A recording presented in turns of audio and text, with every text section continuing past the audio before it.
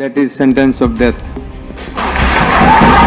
শেখ হাসিনার মৃত্যুদণ্ডের রায় দেয়া হয়েছে পাকিস্তানের নির্দেশে, এটি কার্যকর হবে না এমন বিতর্কিত মন্তব্য করেছেন ভারতের পশ্চিমবঙ্গের বিজেপি প্রধান শুভেন্দু অধিকারী। তিনি আরো বলেছেন, শেখ হাসিনা প্রগতিশীল, শেখ হাসিনা উগ্রবাদীদের সঙ্গে ছিলেন না। এদিকে শেখ হাসিনাকে মৃত্যুদণ্ড দেওয়ার পর এ নিয়ে আনুষ্ঠানিক প্রতিক্রিয়া জানিয়েছে তার আশ্রয়দাতা ভারত। দেশটির পররাষ্ট্র মন্ত্রণালয়ের মুখপাত্র রণধীর জয়সওয়াল এক বিবৃতিতে বলেছেন, বাংলাদেশের আন্তর্জাতিক অপরাধ ট্রাইব্যুনালে শেখ হাসিনার রায়কে নজরে নিয়েছে ভারত। তবে ভারত শেখ হাসিনাকে ফেরত দেওয়ার ব্যাপারে কি সিদ্ধান্ত নিবে সেটি স্পষ্ট করেননি রণধীর। তিনি শুধু জানিয়েছেন বাংলাদেশের সঙ্গে তারা কাজ করতে প্রস্তুত রয়েছেন। রণধীর বলেন, ঘনিষ্ঠ প্রতিবেশী হিসেবে শান্তি, গণতন্ত্র, অন্তর্ভুক্তি এবং স্থিতিশীলতা সহ বাংলাদেশের জনগণের সর্বোত্তম স্বার্থের প্রতি ভারত প্রতিশ্রুতিবদ্ধ।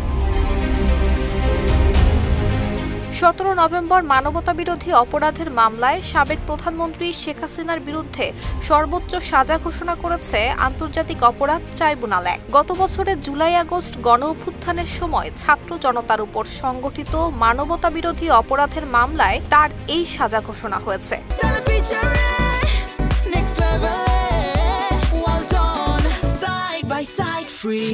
একই দিনে বাংলাদেশের পররাষ্ট্র মন্ত্রণালয় রায় ঘোষণার পর শেখ হাসিনা এবং আসাদুজ্জামান খান কামালকে ভারতের কাছে ফেরত চেয়ে বিবৃতি দিয়েছে। বিবৃতিতে পররাষ্ট্র মন্ত্রণালয় বলেছে, আন্তর্জাতিক অপরাধ ট্রাইব্যুনালের আজকের রায়ে পলাতক আসামি শেখ হাসিনা এবং আসাদুজ্জামান খান কামাল জুলাই হত্যাকাণ্ডের জন্য অপরাধী সাব্যস্ত এবং দণ্ডপ্রাপ্ত হয়েছে। মানবতাবিরোধী অপরাধের দণ্ডপ্রাপ্ত এই ব্যক্তিদের দ্বিতীয় কোনো দেশ আশ্রয় দিলে তা হবে অত্যন্ত অবন্ধুসুলভ আচরণ এবং ন্যায় বিচারের প্রতি অবজ্ঞার শামিল।